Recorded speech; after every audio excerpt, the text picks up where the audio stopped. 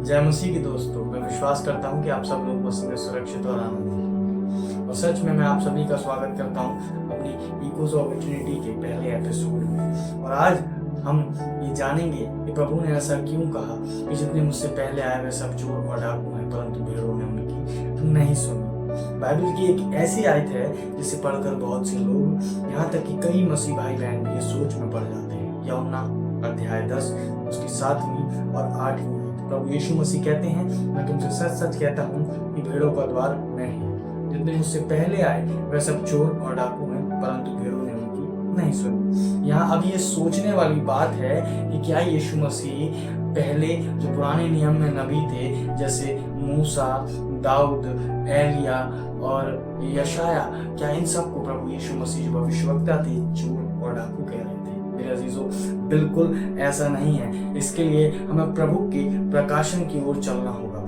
जो वो अपने लोगों के दिलों में, उनके हृदयों में डालता है। तो फिर यीशु मसीह किसकी बात कर रहे हैं? आइए आज इस रहस्य को बाइबल के गहरे संदर्भों के साथ बिल्कुल साफ साफ समझते हैं। इस बात को समझने के लिए हमें समय के चक्र में थोड़ा पीछे जाना होगा।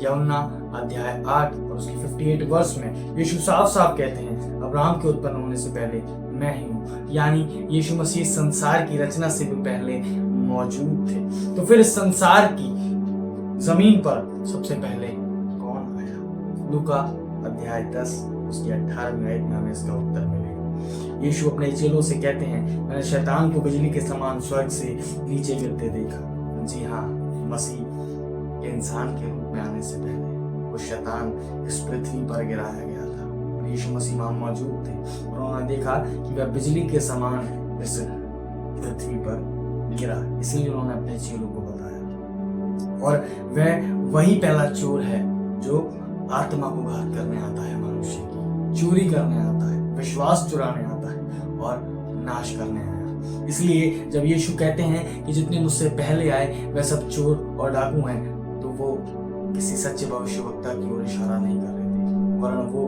उस दुष्ट शैतान की ओर इशारा कर रहे थे, उसकी झूठी ताकतों की ओर इशारा कर रहे थे और कपटी धर्म गुरुओं की तरफ, जिन्होंने इंसान को परमेश्वर के सच्चे मार्ग से गिराया। आयत में आगे लिखा है, परंतु भेड़ों ने उनकी ना सुनी। अब सवाल ये है कि ये भेड़े कौन हैं और इन्होंने किसकी आवाज सुनी? प्रभु का कलाम बताता है, यूहन्ना अध्याय 10 उसकी 27वीं और 28वीं आयत में यीशु मसीह से पूरी तरह खोल देते हैं कि भेड़ों ने किसकी आवाज सुनी। वो भेड़े कौन हैं?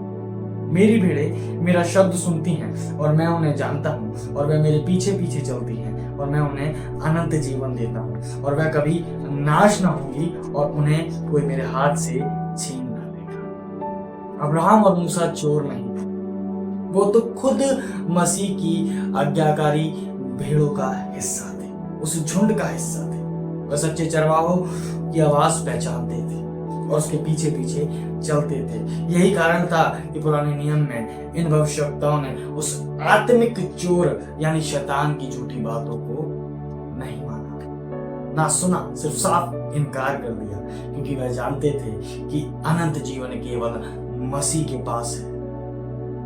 अनंत जीवन केवल मसीह के पास है। अब इस पूरी बात को मत्ती अध्याय 25 में हम समझते हैं कि वह भेड़ें कौन है, कैसी दिखती हैं और यीशु उन्हें कैसे बुलाता है। मत्ती अध्याय 25 के उस महान न्याय के दिन से जोड़कर देखिए कि वह पूरा चित्र साफ हो जाएगा।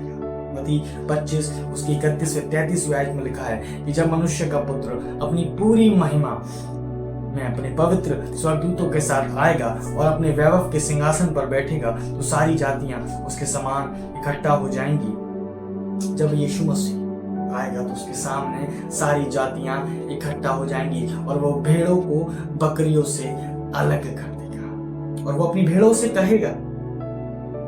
ये वही लोग हैं जिन्होंने संसार में रहते हुए सच्चे चरवाहे की रोज आवाज सुनी। वो उन भेड़ों से कहेगा कि तुम वो लोग हो जिन्होंने मेरी आवाज सुनी। आओ मेरे पिता के धन्य लोगों, उस राज्य के अधिकारी हो जाओ जो जगत की उत्पत्ति से तुम्हारे लिए तैयार किया गया है। यानी ये वही लोग हैं जिन्होंने हमेशा मसीह की आवाज को सुना और जीवन और अनंत जीवन पाया, जो यीशु मसीह का वादा है। तो भाइयों और बहनों, यूहन्ना 10 में यीशु मसीह पुराने नियम के जो भविष्यवक्ता हैं उनको चोर और डाकू नहीं कह रहे, बल्कि वह अपनी भेड़ों को शैतान की चाल से आग्रह कर रहे हैं, बचा रहे हैं और सच्चे विश्वासियों की पहचान बता रहे हैं।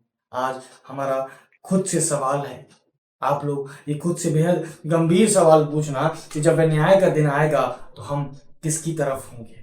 क्या हम आज उस सच्चे चरवाहे यीशु की आवाज सुन रहे हैं और हर परिस्थिति में उसके पीछे चल रहे हैं? अगर आज ये गहरा संदेश आपको दिल को छुआ और आपको समझ में आया तो वीडियो को दिल से लाइक करें, सब्सक्राइब करें, अपने मसीह ग्रुप्स में भेजें, अपने चर्चेस के ग्रुप में भेजें, जिससे और लोग ये समझ सकें कि वो चोर केवल चोरी करने और घात करने आता है। आप सभी को जय मसीह।